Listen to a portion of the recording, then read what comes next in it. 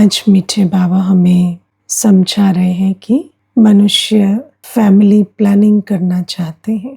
उसका अर्थ है कि आबादी कम हो जाए, है ना। लक्ष्य क्या रखते हैं कि मनुष्य थोड़े हो जाए, आबादी कम हो जाए। और बाबा कहते हैं उसकी विधि अपनाते हैं बर्थ कंट्रोल की, है ना। कहते हैं विकार में जाओ बस बच्चे ना हो। लेकिन बाबा हमें कहते हैं कि कलयुग में पॉपुलेशन कम नहीं होगी, बढ़ेगी, है ना। बाबा ने हमें ड्रामा का राज समझाया है कि कलयुग अंत में अभी जितनी भी आत्माएं परम धाम में हैं, जिनका अभी पाठ प्रारंभ नहीं हुआ है, स्टेज पर आकर पाठ बजाने का, उन आत्माओं को आना ही है। तो अभी हम सोचें कि कम हो जाए, वो नहीं होगा। बाबा कहते जब तक सब आत्माएं स्टेज पर नहीं आ जाएंगी तब तक वापस नहीं जा सकते, है ना। बाबा ने हमें एक बहुत सुंदर राज समझाया है। नर चाहत कुछ और की भई कुछ और, है ना। तो बाबा हमें कहते हैं कि मनुष्य तो अनेक प्रकार की चाहनाएं रखता है, लेकिन ड्रामा में जो है वही संभव होगा। अगर ड्रामा अनुसार किसी पुरुषार्थ का अभी फल नहीं मिलना है तो अभी नहीं मिलेगा, है ना। जैसे बाबा हमें समझाते हैं कि हम जो भी पुरुषार्थ अभी कर रहे हैं, बल भगवान की मत पर कर रहे हैं, सर्वशक्तिवान की मत पर हम सोचे अभी अभी हमें स्वर्ग का सुख मिल जाए, भौतिक प्राप्ति हो जाए, नहीं होगी। बाबा हमें नियम समझाते हैं ड्रामा के कि जो पुरुषार्थ हम अभी कर रहे हैं उसकी प्रारब्ध हम नई दुनिया में पाएंगे। बाबा हमें समझाते हैं कि ये पढ़ाई नई दुनिया के लिए पढ़ रहे हैं। ऐसा नहीं है कि बाबा चाहे तो अभी ही हमें स्वर्ग दे देंगे, नहीं। अभी संगम युग में पुरुषार्थ का युग है ये, और सतयुग प्रारब्ध का युग है।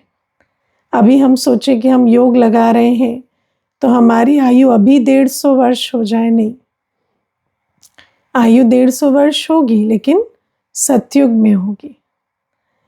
तो बाबा हमें ड्रामा प्लान अनुसार श्रीमत पर पुरुषार्थ करने के लिए कहते हैं, है ना। बाबा जब भी पुरुषार्थ की बात करते हैं तो बाबा यही कहते हैं कि पुरुषार्थ कोई जो हम चाहते हैं वो करने के लिए नहीं है, वो पाने के लिए नहीं है, लेकिन ड्रामा अनुसार जो ड्रामा में प्राप्ति नूंद है उसके लिए बाबा हमें पुरुषार्थ सिखाते हैं। तो बाबा हमें ये भी आज अंडरलाइन करा रहे हैं कि कोई सोचे कि अभी पॉपुलेशन कम हो जाए, वो पॉसिबल ही नहीं है। अभी तो आत्माओं को आना है ना। और बाबा कहते कितने भी प्लान बनाएंगे ना, कितने भी विधियां निकालेंगे तो भी ये घटेगी नहीं, इनके प्लान फेल हो जाएंगे, है ना। मुझे याद है एक मंत्री थे भारत सरकार में, तो जब वो स्वास्थ्य मंत्री बने तो उनके अंदर था कि हम संबंधों में, है ना, जैसे फिडेलिटी जिसको बोलते हैं कि जो पति पत्नी है वो आपस में ईमानदार होकर चले, है ना, विवाह के बाहर संबंध ना रखे, वफादारी रहे। तो वो जो हेल्थ के सेक्टर में कि इतने सारे जो बीमारियां हो जाते हैं और, है ना, एड्स आदि, तो उसके कारण वो कहते कि अब संबंधों में हम वफादारी को प्रमोट करते हैं। तो आपको पता है ना, उनको बहुत जल्दी हटा दिया था हेल्थ मिनिस्ट्री की पोस्ट से कुछ महीने ही रहे थे और उनको हटा दिया था, है ना। या आप सोचो कि कितने ऐसे, है ना, हम कितने पुरुषार्थ होते हैं कि किसी प्रकार से पवित्रता की बात समझाई जाए या वैसे, लेकिन क्यों हर कोई इन बातों को मानता नहीं है ना? अगर सब मान जाए तो पॉपुलेशन कंट्रोल हो जाए। या जो विधियां भी, मानो ये भी कहते हैं कि विकार में जाओ पर बच्चे ना हो, तो इतनी सारी विधियां निकालते हैं, फिर भी आप सोचो कि ऐसा होता नहीं है ना? क्यों? क्योंकि ये ड्रामा का प्लान नहीं है। और बाबा हमें समझाते हैं कि बाबा आकर फैमिली प्लानिंग करते हैं। और क्या है फैमिली प्लानिंग? तो बाबा कहते हैं अभी बाबा जो श्रीमत देते हैं उससे हम बच्चे स्वर्ग में जाते हैं, और स्वर्ग में है ही थोड़े, है ना? स्वर्ग का नियम ही है कि वहाँ है ही 9 लाख प्रारंभ में। तो बाबा कहते जो मैं तुम्हें श्रीमत देता हूँ उसी के आधार से सब आत्माएं अपने घर चली जाएंगी, और फिर स्वर्ग में होंगे ही थोड़े, तो पॉपुलेशन कंट्रोल मैं ही करूँगा, है ना? और उस विधि से नहीं जैसा तुम सोचते हो। और ना ही ऐसा है कि कोई हमारे अभी पवित्र रहने से पॉपुलेशन कंट्रोल हो जाती है ना? वो भी नहीं है। कई ब्राह्मण इसको भी गलत समझ लेते हैं, है ना, कि हम अभी पवित्र रहेंगे तो अभी जनसंख्या इतनी बढ़ रही है। नहीं, वो बात नहीं है। हमारे पवित्र रहने से भी जनसंख्या बढ़ेगी, क्योंकि ये ड्रामा का प्लान है। लेकिन हम पवित्र रह रहे हैं ताकि पवित्र दुनिया की स्थापना हो, जहाँ ना कोई दुख हो, ना रोग हो, ना कोई कष्ट हो। तो बाबा कहते वहाँ मनुष्य भी थोड़े होंगे, वहाँ कोई ऐसे दुखदाई, है ना, सर्प चूहे नहीं होंगे है ना? बाबा आज कैसे कहते हैं कि गंदी जगह पर ये सब इमर्ज होते हैं, है ना? वायरस, बैक्टीरिया, ये सब होंगे क्या? आप सोचो, शुद्ध भोजन को लगते हैं क्या ये? नहीं, बासी भोजन को लगते हैं। तो बाबा कहते हैं ऐसे ही नई दुनिया में ये सब कुछ भी नहीं होगा।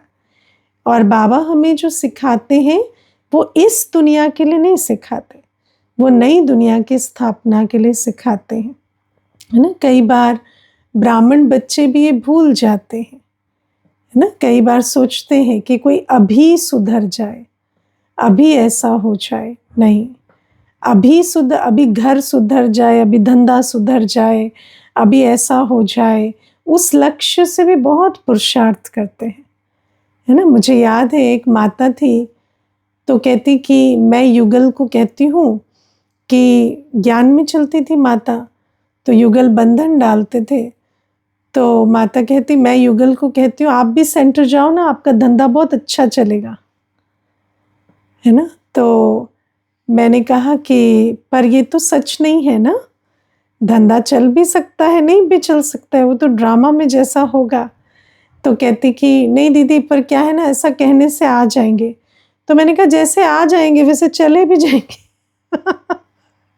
है ना? तो इसीलिए जो बात जैसी है वैसा ही समझाओ, है ना? तो लेकिन वो कहती नहीं नहीं, अभी तो दीदी इनके बुद्धि में सिर्फ धंधा धंधा है ना, तो अभी मैं यही कह के लाऊंगी। तो क्या हुआ, युगल आए। अब जब भी हम बाबा के पास आते हैं तो बाबा कुछ ना कुछ गिफ्ट तो देते हैं ना। कोई भी कोई आस लेकर आता है तो ज़रूर बाबा उसके अल्पकाल की भी आस कई बार पूरी कर देते हैं, है ना? और मेजॉरिटी ऐसा अनुभव भी करते हैं कि हम जो आस लेकर आए वो पूरी हो गई। तो अल्पकाल की आस उनकी पूरी हुई, लेकिन फिर कितने दिन, 2 वर्ष तक धंधा बहुत अच्छा चला। फिर कुछ एक मंदी आई तो वो कहने लगे तुम्हारा बाबा अभी काम नहीं कर रहा है, तो जाने लगे तो क्योंकि बैठते भी तो मुरली नहीं सुनते ना, बाद में आते, भोग में आएंगे, है ना? ऐसे बाद में आएंगे, ऐसे ज्ञान सुनने की रुचि नहीं थी। ज्ञान भी सुनते तो कम से कम बुद्धि में कुछ जाता। तो बाबा हमें कहते हैं अभी का धंधा सुधर जाए, अभी का संबंध सुधर जाए, अभी कुछ सुधर जाए, इन आशाओं से अभी हमें पुरुषार्थ नहीं करना है। क्योंकि अभी तो ड्रामा का प्लान क्या है? ड्रामा का प्लान है स्वास्थ्य हो, संबंध हो, चाहे, है ना, संसार हो, चाहे धंधाधोरी हो, चाहे कोई भी, है ना, दुनिया की जो ये व्यवस्था है, ये धीरे धीरे क्या होगा, हिलेगी। ये तो विनाश काल है ना, इस समय पर सब कुछ हलचल में आएगा। आप कितना भी योग लगाओ, क्या ऐसा है कि कर्म भोग शरीर के रूप में नहीं आएगा? आएगा, है ना? तो बाबा हमें कहते हैं कि जो भी इस समय विनाश काल में तन है, मन है, धन है, संबंध है या पूरा संसार है, इसकी सारी व्यवस्था धीरे-धीरे हिलेगी।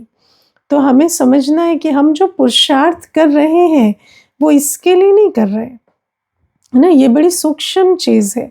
हमें समझ से पुरुषार्थ करना है कि हम जो भी पुरुषार्थ कर रहे हैं, सेवा कर रहे हैं, वो हम नई दुनिया के लिए कर रहे हैं। हमें नई दुनिया में राजाई के लिए पुरुषार्थ करना है। किसी को हम ज्ञान भी सुनाते हैं, तो कोई फ़ोर्स की आवश्यकता नहीं है। उसका जैसा पाठ होगा, वो उतना सुनेगा। हमें बड़े स्नेह से ज्ञान का बीज बोना है ना? कोई अभी उसको सुधार दे, वो हमारा लक्ष्य नहीं है। या अभी मेरा जीवन कंफर्टेबल हो जाए, ये थोड़ा-सा ज्ञान सुन ले। कई कहते हैं ना, ये विघन डाल रहे हैं, ज्ञान सुन लें, तो हमारी जो पुरुषार्थ है वो सहज हो जाएगा। अरे वो ज्ञान सुन लेंगे तो विघन कोई और डाल देगा, ऐसा क्या है?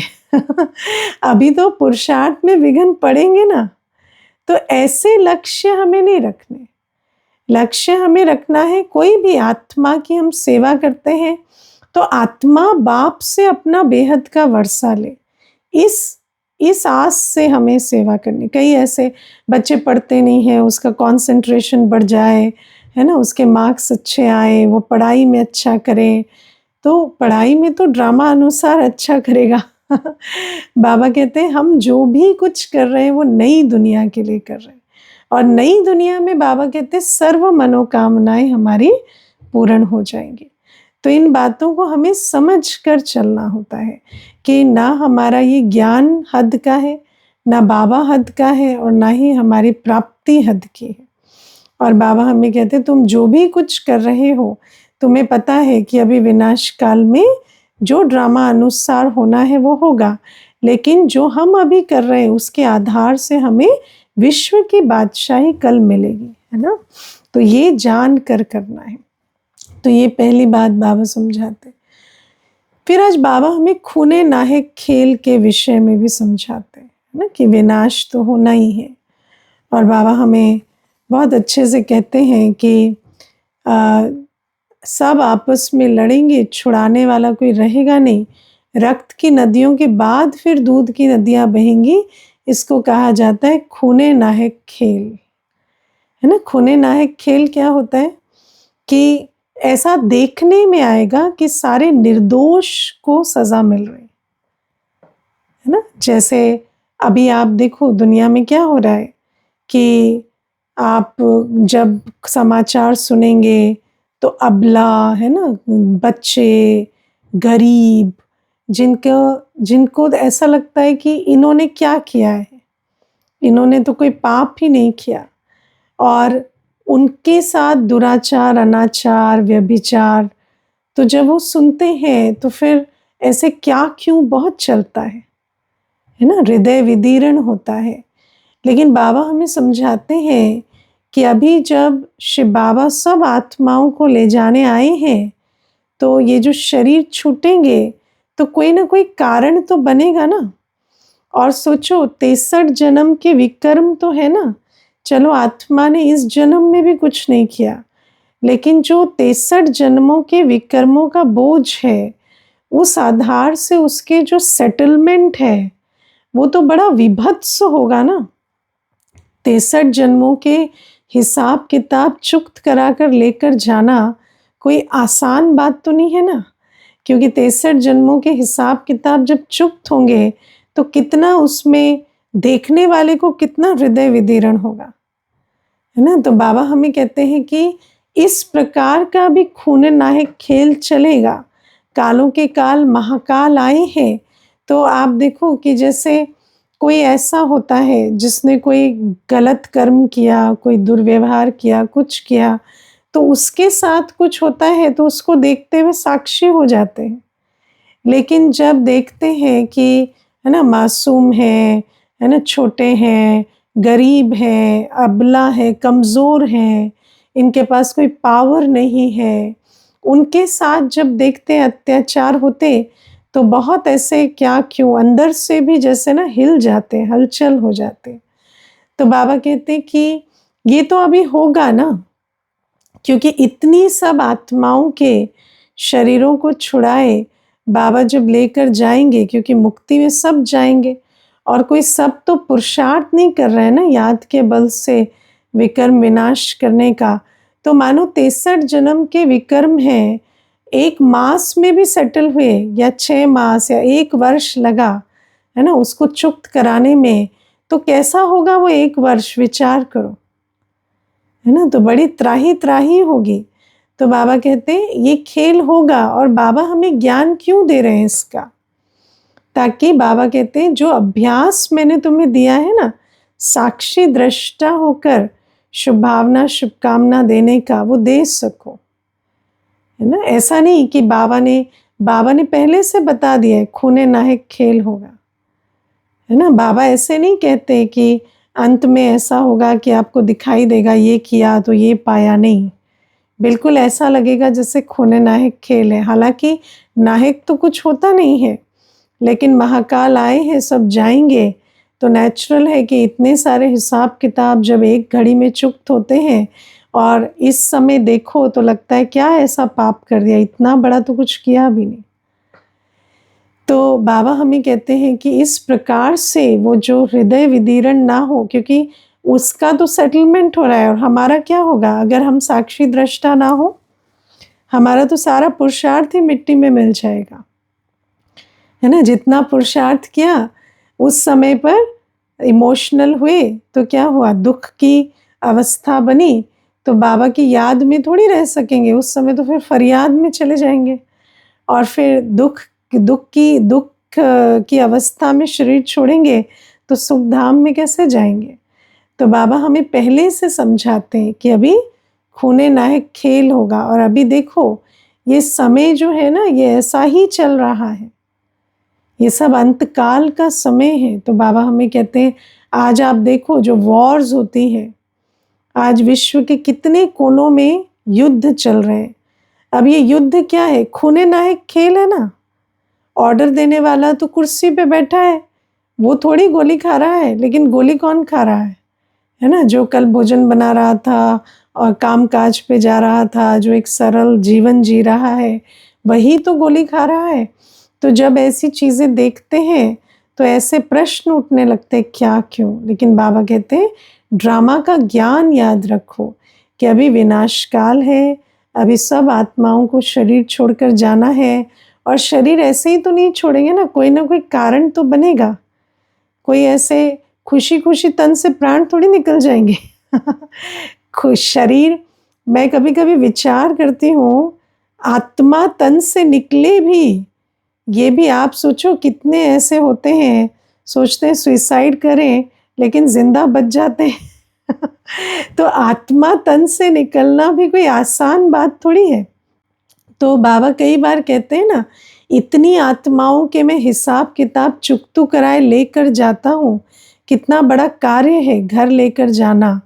तो ये जो इतना बड़ा कार्य होगा तो उसमें नेचुरल है कि कोई ना कोई कारण तो बनाना पड़ेगा ना। अगर गोली नहीं लगती, बॉम्ब नहीं छूटता, कोई चीज़ नहीं होती, तो आत्मा शरीर कैसे छोड़ेगी, है ना। तो शरीर छोड़ने के लिए कारण तो बनेगा।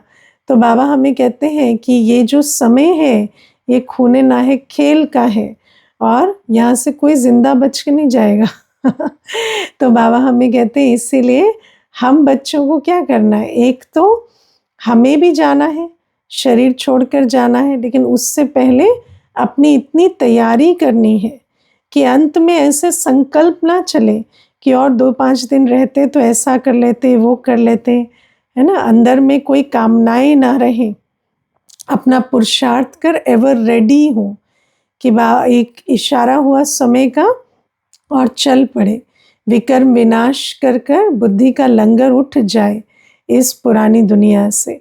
और दूसरा बाबा कहते कि हर एक को देखते ड्रामा का ज्ञान बुद्धि में रखना है कि ड्रामा में विनाश स्थापना का आधार है ना। पुरानी दुनिया का विनाश माना मुक्ति, जीवन मुक्ति के द्वार खुलना, है ना। अंत सो आदि है, जब इस ड्रामा के राज को ध्यान में रखते हैं ना, क्योंकि जब चक्र का राज बुद्धि में नहीं रखते तो अंत अंत की तरह लगता है, लेकिन बाबा हमें कहते हैं ये अंत नहीं है, ये तो पुराने का अंत और नए की आदि है।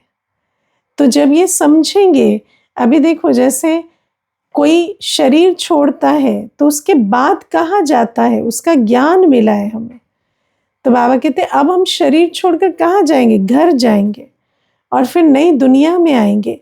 तो उस ड्रामा के ज्ञान के नॉलेजफुल होकर दृश्य को देखना है कि ये तो दुख धाम से छूटे और सुख धाम, शांति धाम की ओर जा रहे हैं। तो बाबा कहते हैं इस आधार से हमें अब, क्योंकि देखो बाबा कई बातें हमें मुरलियों में इशारे में समझाते हैं, लेकिन हम उन पर मनन नहीं करते कि देखो बाबा तो कोई व्यर्थ बोल नहीं बोलते ना, आप समझते हो, बाबा कोई भी व्यर्थ बोल नहीं बोलते।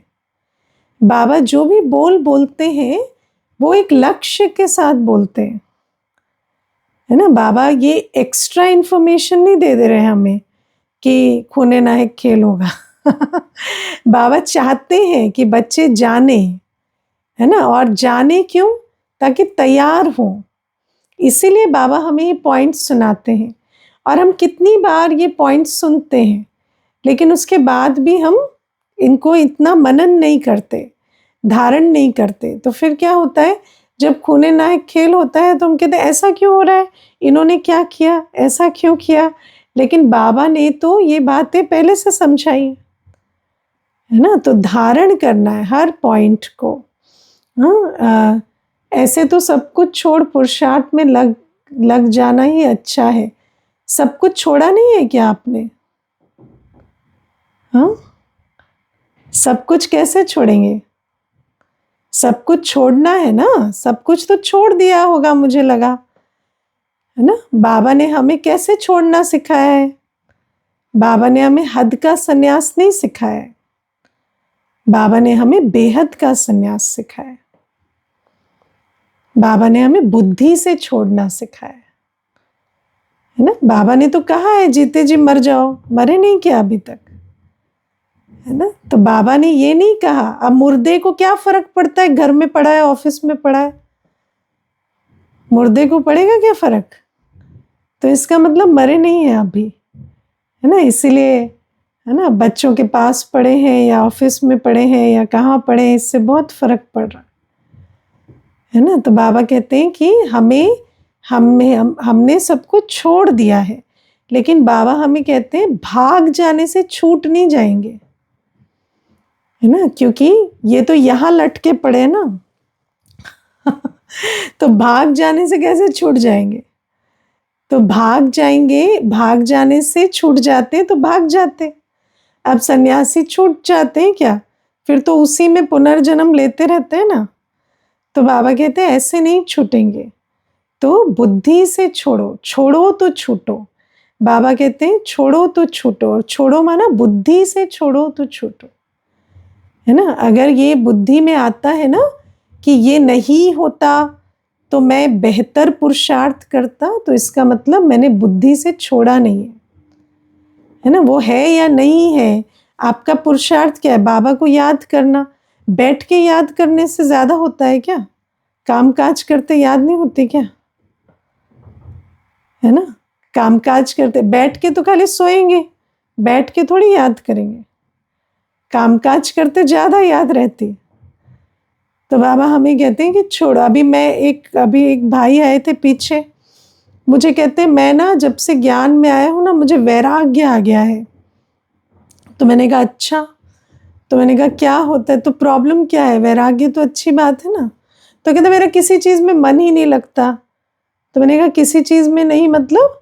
तो कहते मुझे किसी चीज़ में रुचि नहीं आती। तो मैंने कहा खाना छोड़ दिया क्या आपने? खाना तो नहीं खाते होंगे, और चाय तो बंद कर दी होगी, है ना। तो बोले नहीं खाना तो, मैंने कहा ना खाने में रुचि आती, बनाने में नहीं आती है ना। कपड़े पहनना छोड़ दिया क्या? रुचि नहीं आती है आपको? कमाने में रुचि नहीं आ रही है, पहनना है, खाना है ना। तो मैंने कहा ये वैराग नहीं है, इसको कहते हैं आलस। है ना, तो ये जो आलस आपको आ रहा है ना, ये वैराग नहीं है। है ना, वैराग जो बाबा कहता है वो है कि खाने में खाते समय रुचि ना है। है ना, खा रहे हैं तो नमक चीनी कुछ पता ना चले, कमा रहे हैं तो हानि लाभ कुछ उससे अंतर ना पड़े। है ना, काम करने में शरीर ना दुखे, संकल्प ना चले संगठन में रहने में, इसको कहते हैं वैराग।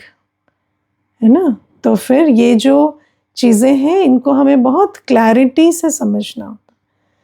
तो इसीलिए बाबा कहते हैं जो खूने नाहक खेल होगा उसके लिए भी, और ये जो सारा पुरुषार्थ है खूने नाहक खेल, तो बाबा हमें आज ये समझा रहे हैं कि चलो तुम साक्षी दृष्टा का अभ्यास करो।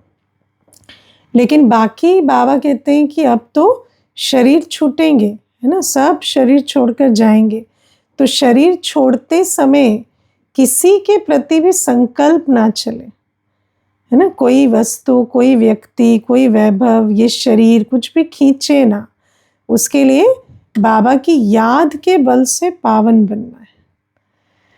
और आज बाबा हमें समझाते हैं कि हम बच्चों को बाबा ने स्वर्ग की स्थापना के निमित्त बनाया है ना, हम स्वर्ग की स्थापना के निमित्त है। उस दुनिया में कोई दुख नहीं है, कोई पाप नहीं है, कोई विकार नहीं है। तो जो ऐसे इस दुनिया, वहाँ बाबा कहते कोई बीड़ी सिगरेट नहीं पिएंगे, है ना, कोई ऐसे कर्म नहीं करेंगे, तो बाबा कहते ऐसी दुनिया की स्थापना के हम निमित्त हैं। तो कोई करे ना करे, हम जो निमित्त है स्थापना के, हमें तो कम से कम स्वर्ग की, है ना, स्वर्ग की स्थापना के निमित्त वालों की निशानी की लाज रखनी पड़ेगी ना। कि अगर हम विकार और विकर्म से अभी भी हमारा संबंध है, तो फिर कैसे हम स्थापना के निमित्त बनेंगे। ना, तो बाबा कहते हैं कि तुम्हारे द्वारा मैं स्थापन करता हूँ, तो तुम्हें कितना पवित्र इंस्ट्रूमेंट बनना पड़े। और बाबा हमें कर्म अकर्म विकर्म की गति समझाते हैं।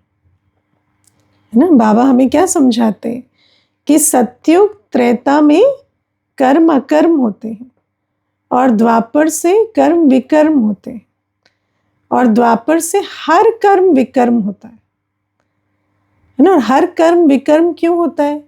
क्योंकि जब आत्मा देहाभिमान में आती है, जहाँ विकार है, वहाँ हर कर्म विकर्म बनता है ना। देखने में कोई कर्म कैसा भी हो, लेकिन वो विकर्म का खाता बनाता है ना। आप विचार करो, मनुष्य आज सोचता है कि, और देखो कई बार बाबा ना हमें समझाते हैं कि विकर्म से दुख होता है, तो हम सोचते हैं विकर्म करेंगे तो इमीडिएट दुख होगा।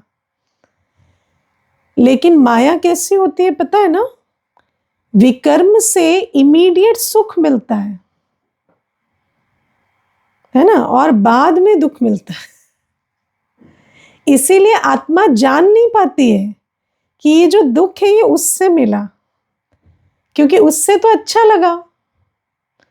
तो फिर लगता है कि अच्छा ये जो दुख अभी मिला ना, ये इस व्यक्ति से मिला या इस परिस्थिति से मिला।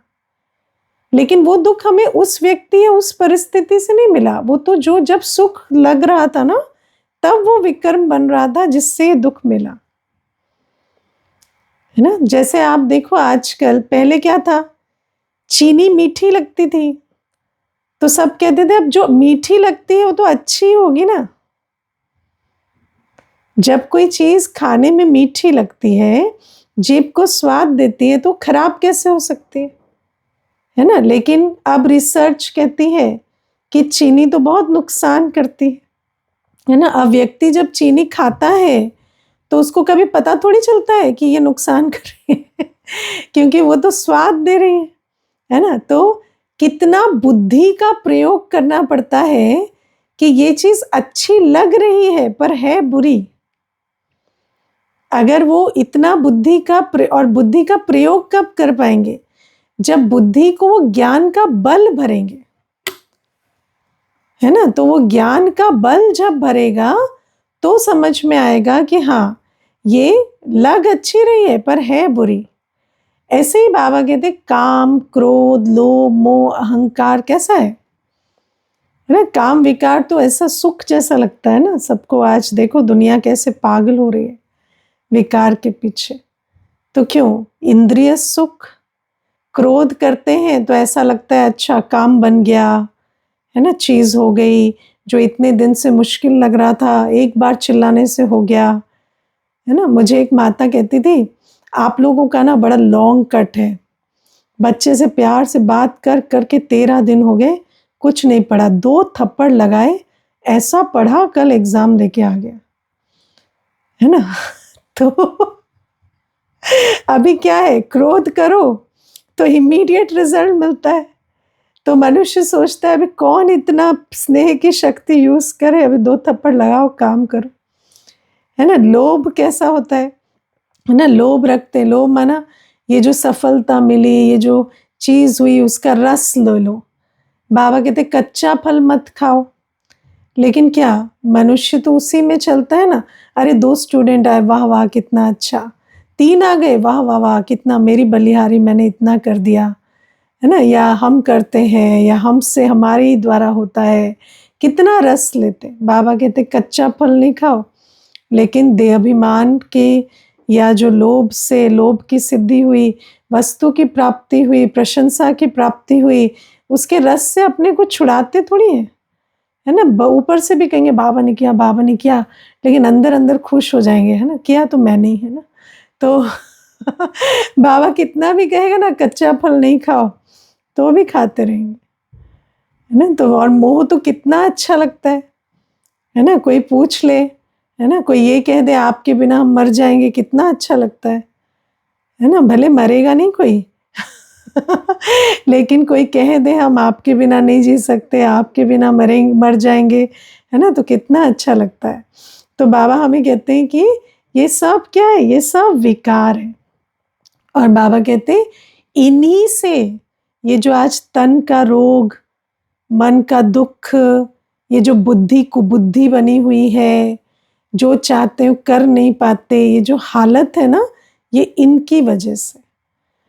और इसीलिए इसको ज्ञान कहा जाता है ना। क्योंकि जो चीज ऑब्जर्व हो सके उसको ज्ञान की जरूरत नहीं है ना। जैसे कोई भी चीज अगर इमीडिएट उसका रिजल्ट दिखाई दे रहा है तो उसके लिए हमें पढ़ाई करने की जरूरत नहीं होती।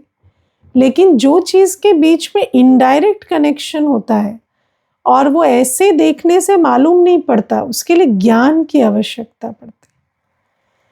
तो बाबा हमें ये कर्म अकर्म विकर्म की गति समझाते हैं कि आत्मा जब तक विकारों से मुक्त नहीं होगी, और विकारों से तो ऐसे ही मुक्त नहीं होंगे ना, आत्मा को बाबा की याद में बैठने का पुरुषार्थ करना पड़े। सुबह से लेकर रात तक हर काम काज करते बाबा की याद में रहे, शांति शक्ति पवित्रता की छत्र छाया के नीचे रहना पड़े, तब जाकर विकर्म विनाश होंगे। और उसमें भी विधि है ना। कई ऐसे होते हैं, एक माता कहती मैं तो सारे दिन योग में रहती हूँ। तो मैंने कहा अच्छा अमृत वेला? अमृत वेला नहीं होता है, बाकी पूरे दिन योग में रहते हो। तो मैंने कहा करने वाले तो नहीं रह पा रहे, आपका बड़ा अच्छा चल रहा है। हम अमृत वेले का फाउंडेशन डालने वाले सारे दिन योग में नहीं रह पा रहे, और आपको ऐसा लग रहा है कि मैं सारे दिन योग में रह। मैंने कहा बिल्कुल नहीं। और जो सारे दिन योग में रहेगा वो क्यों अमृत वेला नहीं उठेगा? उसके ऊपर ऐसा क्या बोझ है जो उसको इतनी नींद आ रही है? तो कई बार माया ऐसे भी ठगती है ना। तो बाबा हमें कहते हैं जो विधिवत श्रीमत पर बाबा की याद में रहते हैं, है ना। बाबा ने कहा पहले याद का समय अमृत वेले का है। अमृत वेले बाबा की याद का फाउंडेशन डालें, सारे दिन याद में रहें, तब विकर्म विनाश हो, तब जाकर हमारे द्वारा पाप नहीं होंगे। वरना कोई सोचे हम पाप ना करें, नहीं हो सकता। तो बाबा कहते हैं हम सतयुग की स्थापना के निमित्त हैं। सतयुग संपूर्ण निर्विकारी दुनिया है, तो हमें पहले विकारों से मुक्त होने के लिए श्रीमत पर चल बाबा की याद के बल से विकर्म विनाश स्वयं के करने होंगे, है ना। और फिर ये प्रश्न है, आत्मा परमधाम में थॉटलेस, फीलिंगलेस, बॉडीलेस है, पर टाइमलेस और चेंजलेस भी है। हाँ, टाइमलेस और चेंजलेस भी है, और उसमें भी उसको कोई महसूसता नहीं है। It is like a dead world. तो उसमें कोई ना टाइम है, ना कोई परिवर्तन है, ना कोई उसको महसूसता है। तो ये हमें अभी पता है, वहाँ नहीं कुछ पता, है ना। तो आत्मा का जो ज्ञान है, अनुभूति है, वो यहाँ है। आत्मा को वहाँ कोई अनुभूति नहीं है, ठीक है ना। अच्छा, ओम शांति।